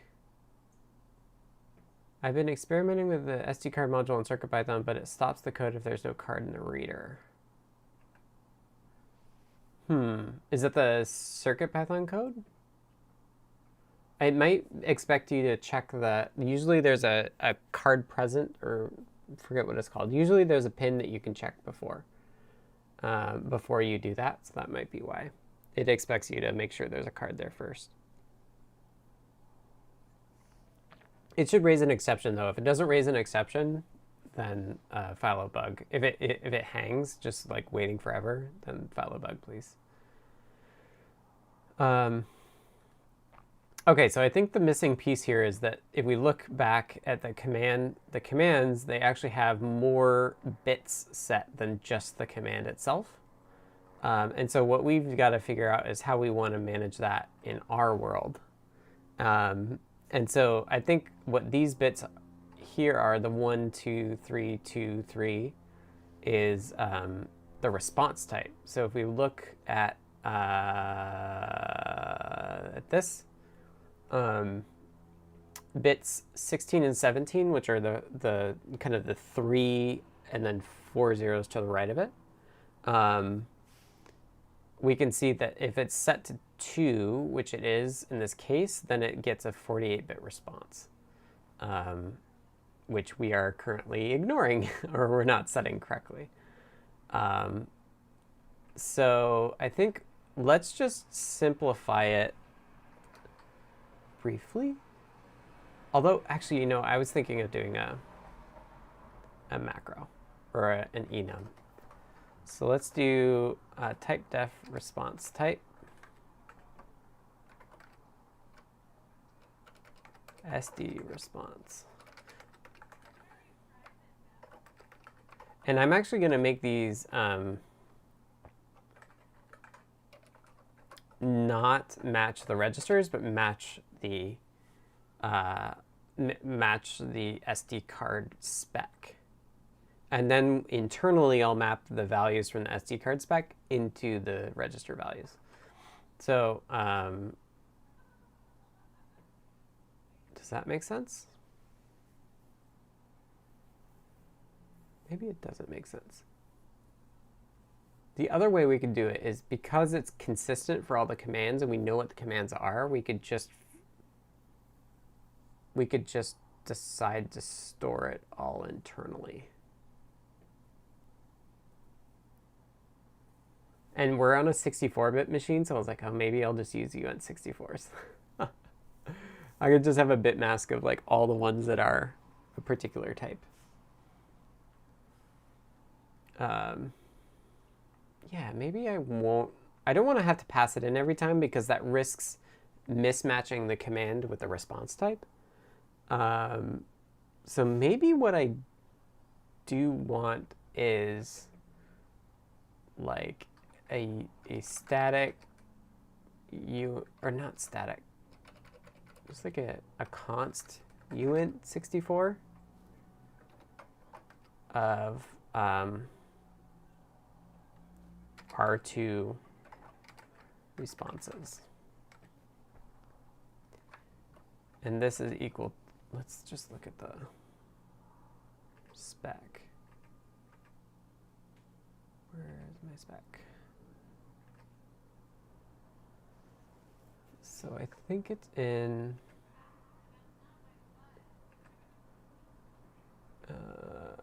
commands.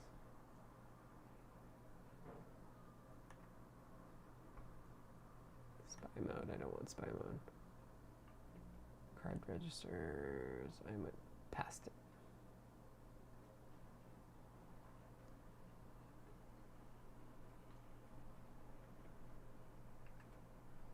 Command types, command format.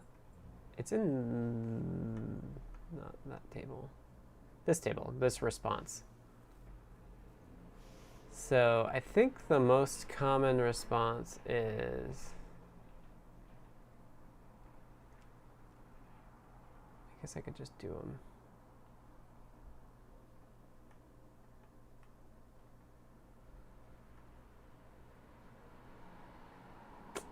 I don't know how I want to do this. Do I want to just do it as a bit mask? I guess let's see how it looks. So R2 responses, and this is a bad example. Maybe I should do the R7. I wonder if there's any more than that single one. I don't think there are. So maybe it's okay to just special case it. Ugh. I'm like so dependent on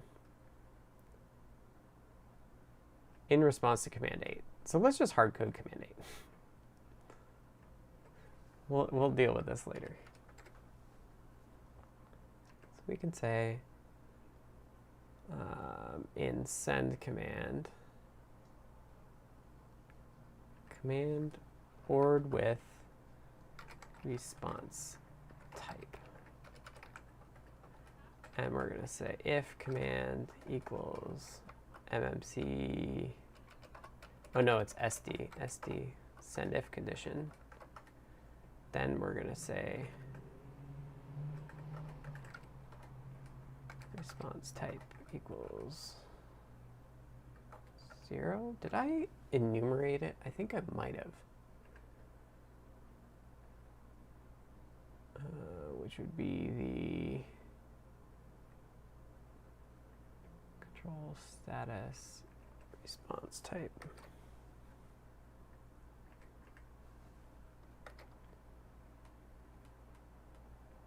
Heyo.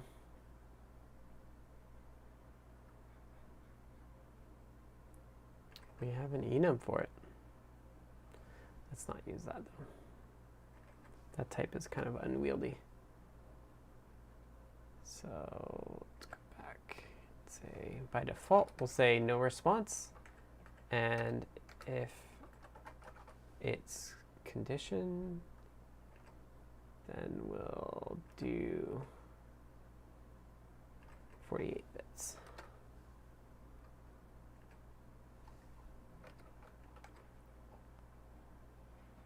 And this response type needs to be shifted. And the command actually needs to be shifted too.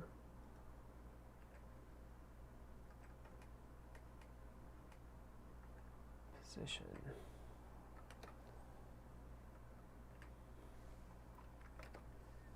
And here we should be able to see also the command type. So this file here is generated automatically based on the SVD file that I already painfully hand copied together. But it's very nice to have SVD stuff. Oh, that's not right. How did I copy the wrong thing?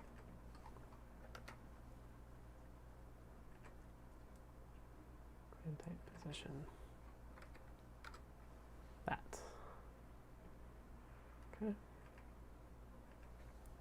So we're just trying to get a non-zero value back.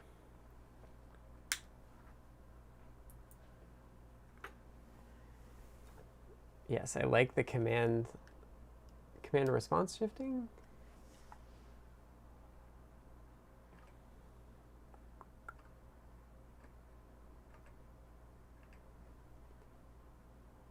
Hello from Greece. Hello, Creus Digital Studio. Thanks for dropping by. I've got my, should I put my, for the last 15 minutes, should I put everything back on? We'll see. I'm gonna go for a walk after that, after I'm done. There, I don't have to get any work done if I'm just wearing my full costume, right?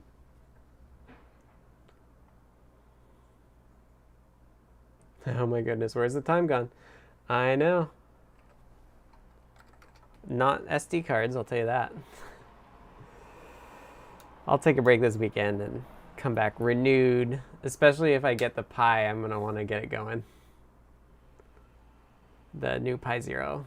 The 02, I'm very excited, very, very excited to support it. And the regular Pi Zero also. DCD says, that's the trade-off. Get work done or wear the costume. Thanks, Dinkelberg. I'm glad you like it too. Good, this is perfect. I have to kind of like bookend it with the costume.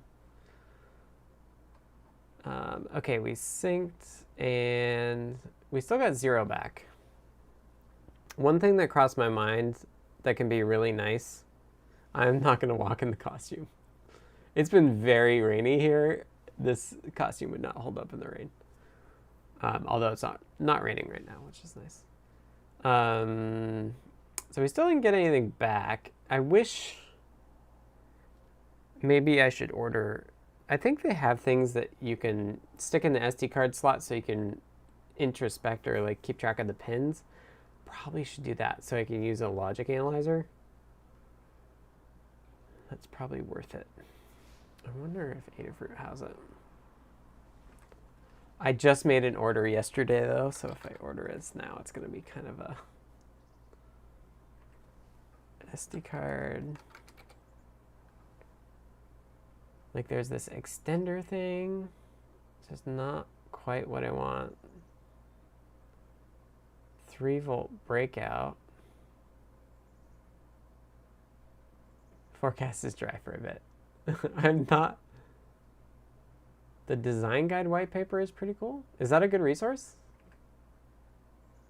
I haven't actually looked at it. I'm all about, yeah, logic analyzer is a good idea, isn't it? I should do that. It might be SparkFun that has the SD card breakout.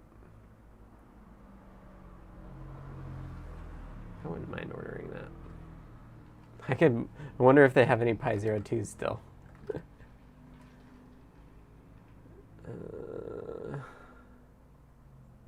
Yeah, see, the problem is I've seen these card breakout. Here we go. Nope. That's not what I want either. What is it?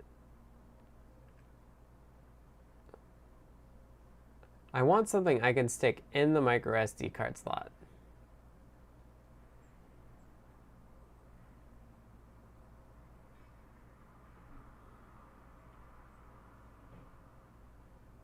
I feel like I've seen these before. Do they not exist?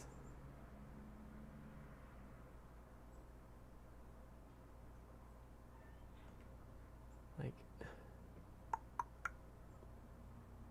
I mean, I could try to like solder it down, which would be not fun. Ah, there you go.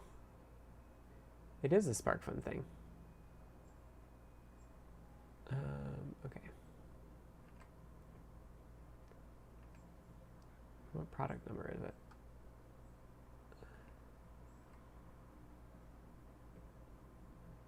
Chris says, it would be great if we could order a Pi 02W. Well, since you're in Greece, there's probably somebody closer than Adafruit.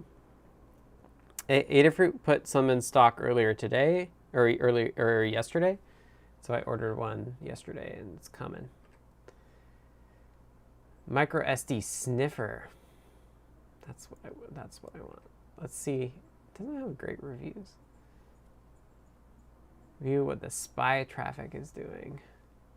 Oh, but it does have dat 0, 1, 2.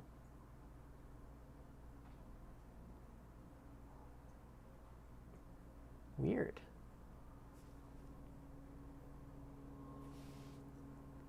Does Blinka eat mice? Blinka's friends with mice. Why has it only got 3 data pins broken out? That's very strange.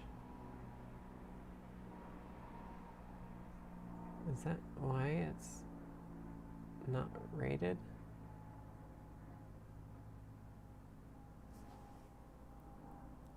It doesn't latch.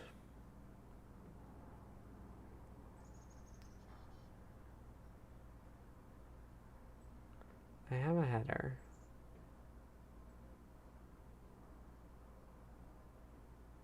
I don't really want to hold it.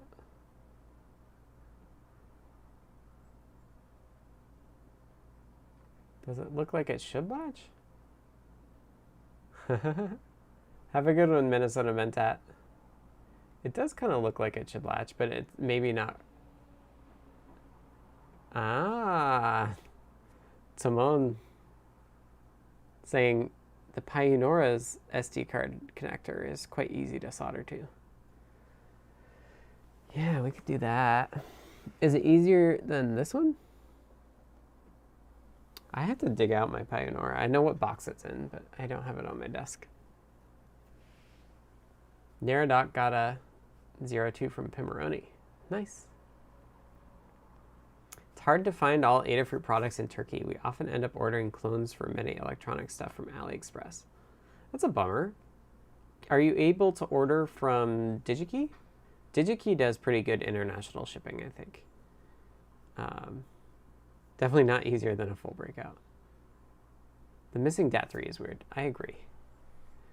I'm not sure. I don't think I'll order this. I think I'll find my Pioneer and see if I can't solder it down.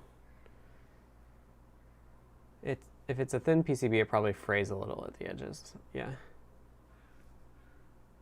Mouser is okay, but one time they canceled an order citing Adafruit didn't submit docs for some export regulations, and my order had a Wi-Fi enabled chip.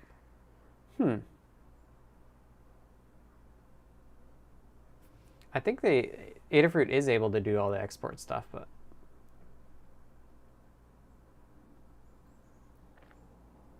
if that does happen, feel free to email support@adafruit.com and they'll try to help you, I think. Oh, okay. Let's just move. I don't have a lot of options because I'm trying to use the host controller. Let me just, you know, I'm hooked up. I think the Pioneer is probably what I'll look at. Oh. R. Dorsenod said, I hit the same wall with Mouser on the airlift feature. Yeah. International shipping is really expensive. Yeah, that's true now everywhere, I think. Yeah. Oh, it does have DAT3. It just calls it CS or CO. Well, maybe I will. It's not going to come until next week. I'll figure it out. Pioneer might be my best option, actually. Or I can, like... Yeah, it would be good. It would be good to have. Adafruit Greece distributors. Yeah, I don't know. I don't know who whether there is anybody. Okay, so we didn't get a response back, which does make me think that it's time for a logic analyzer. So a logic analyzer would be able to confirm that I am transmitting what I thought I was transmitting at the speed I thought I was transmitting it at. And then also seeing if the card's responding and like I'm not reading the right register or something. David G says, recommended CM4 for the Pioneer. They're hard to find. I would recommend whatever you can buy. At least for CircuitPython, it's not really going to matter. What are the options? I've just like my Kynar wire or Janard wire. I have I have some 30 gauge wire that I could use.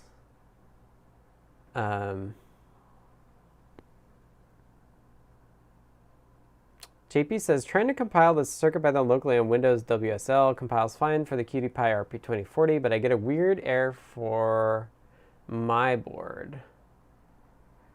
If you ever have MPQ string problems, do a make clean and then try it again. The thing that generates the QStir stuff is not always smart enough to rerun. And so if it doesn't rerun, then you'll have errors like that. So just clean. If you ever get a build problem that you don't know how to fix, just clean and try it again first. It might actually work.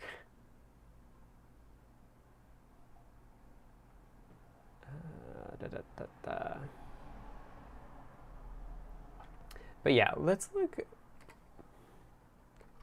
I4 CM4s. Like, CircuitPython is going to be great for any of them. Just download. Oh, I didn't look at the design guide, did I? Does this design guide have? Host implementation guidelines. Software drivers. Are they going to be like, here's our software drivers? See, for standards, that would make so much sense. Start the SD clock and initialize up to command 8, which is what we're trying to do. And then we're trying to read the response.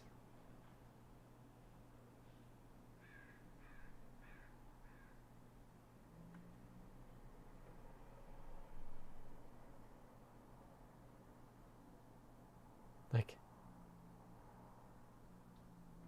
why don't they just have open source drivers to go with it? I'll tell you why. This is what I've run up against. So much of this stuff is like, we don't need to document this. We just put it in Linux and that's it.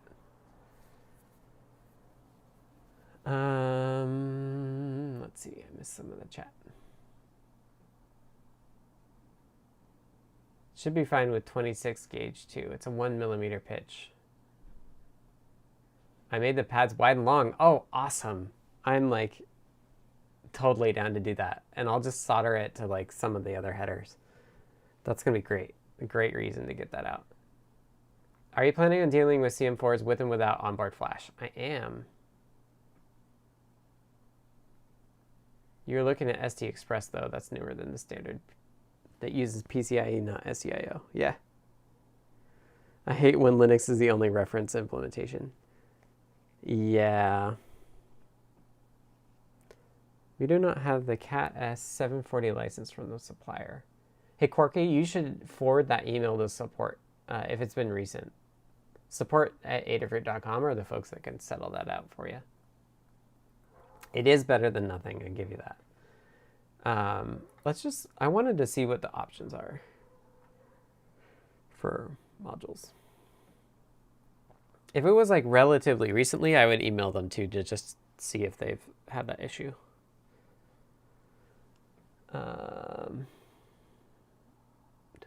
Do they have ordering information? Ordering codes.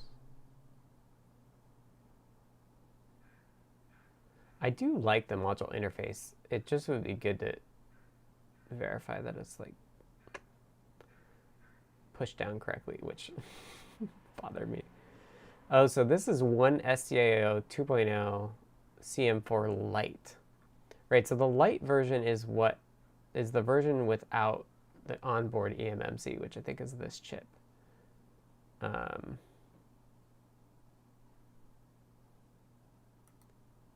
Here we go. This is what I want. Ordering codes. Wireless. Yes, no. So I'll support. I will equally not support wireless, at least at the start. RAM 1, 2, 4, or 8. Oh, 8 gigs. That's ridiculous. The Lite uses a 4-bit interface. The eMMC uses 8-bit. Same peripheral. Pimoroni actually has the wireless 4 gig, 32 gig CM4 in stock. Nice. And then eMMC. I don't think any of the ones that I have eMMC. So I'm going to have to take a look at that. I would like to support it because it's like all in one then. But I think the ones that I'll have to, I don't think I have them. I think all of the ones I have are light versions, but I could be wrong. I have like 3. Let's see, what does this one say? CM4 light R1, R4. So this one's definitely a light one. It looks like it has the Wi-Fi, but it doesn't have this order code, at least on the top, which is unfortunate.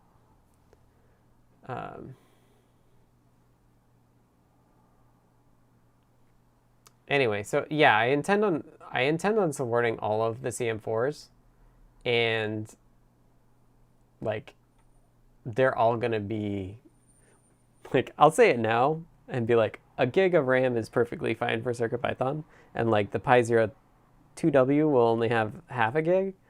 Like, it's just gonna be a different world for CircuitPython regardless. Order code is only on the packaging, unfortunately. Yeah, that is unfortunate. I'll have to take a look later. But we've hit our 2-hour mark. Well, I've been going a little bit more than 2 hours, so I think we'll wrap up. And I'll get out of here and go for a walk. Let me switch cameras. Well, thank you, everyone, for joining me on this Halloween deep dive. Glad you like my not a dinosaur, but it's blinka costume. I work for Adafruit on CircuitPython. I do these streams, so thank you. We've got other people that can test the eMMC. Next week, we'll be taking a look at the Pi 2W. I'll just plan on doing that since I'll get mine tomorrow, and I'm pretty confident that'll happen.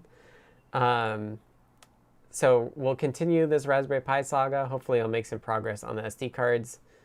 Thanks to Timon for sending me the early version of the Pi Unora that I'm going to solder to.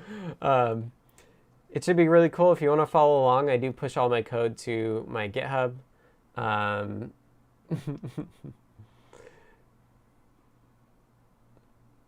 Oh, I know that. Umud says, my girlfriend's on vacation for a week. That means a full week spent on my CircuitPython projects. I know how that goes. Get some sleep and do your chores still and stuff. But I know how that goes. Yeah, so this has been a deep dive. We're here every week, or nearly every week, on Fridays at 2 p.m. Pacific. Thank you all for joining in. Thanks for having the fun with me on this not a Barney costume. If you want to support me, you can support me indirectly by supporting Adafruit, by going to Adafruit.com and purchasing something there. They pay me to do all this stuff, so that's really awesome, and I appreciate them. CircuitPython is their creation. They've funded it from the get-go, so thanks to them. If you want to chat with me and a lot of others throughout the week, we do have a Discord server, which is another chat channel. You can join that by going to adafru.it/discord. Next week will be on Friday, I think, as well. And as always, thank you to David and Patrick for taking and wrangling the notes for the deep dives. If you don't know that and you want to go back and look at past deep dives, maybe this is your first one, we do have a repo under Adafruit. Just search for deep dive, you'll find it. That has all of the past notes, and Patrick set it up so that you can look through like what we covered and click the time codes for a particular thing, and it'll take you right to YouTube at the time code that thing happened. So it's really neat. And so if you want to do a quick recap of like all of this Raspberry Pi 4 work, that's a great way to do it. These are the iLight glasses, I think is what we decided the name was. They're available on Adafruit.com, although they may be out of stock. Digikey.com is a great place to check for things that are out of stock on Adafruit to see if they're in stock at Digikey. Whew. Anyway, next week will be SDCard and the 02W, and like thinking more broadly about all of the other boards. And with that, the cat's out of the room, so I won't give him a pet. Thank you all for hanging out. As always, have a great weekend, and we'll see and talk to you on the Discords. next week.